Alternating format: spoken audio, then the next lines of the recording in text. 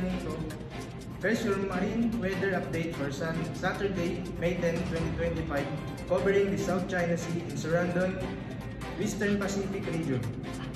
Here's the synopsis: surface pressure and wind force.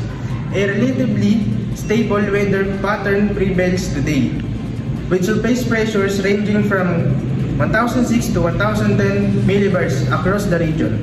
No major low pressure systems are currently developing, though there is a slight through influencing localized weather east of the Philippines.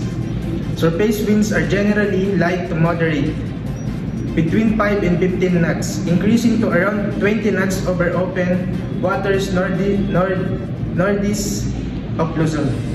Mariners can expect predominantly easterly to northeasterly wind directions. Precipitation, wave and rainfall loop. Light to moderate precipitation is forecast with scattered rain showers expected along the western Philippines and eastern Vietnam. Rainfall intensity ranges from 0.5 to 5 millimeters over a 3-hour period in affected areas.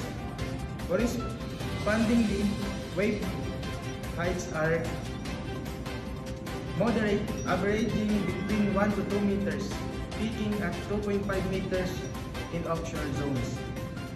Wave directions align with prevailing winds from the east to northeast, suggesting moderate sea movement. Exercise caution of navigating in open waters. Sea surface temperature. Sea surface temperatures remains warm, ranging from 28 to 30 degrees Celsius or 82 to 86 degrees Fahrenheit. These elevated sea temperatures support convective development and may influence weather activity in the coming days. Important to monitor closely as we approach the tropical season. Now, here is the visibility. Visibility is generally favorable throughout the region, mostly exceeding 6 nautical miles. Only isolated patches of reduced visibility are seen near areas of precipitation, though no widespread fog or maritime hazards are currently expected. Cloud cover. Cloud cover extensive, particularly across the central and western sectors of the South China Sea, with coverage between 70 to 95%. This dense cloud cover is consistent with the scattered rainfall patterns and may reduce solar radiation for most of the day.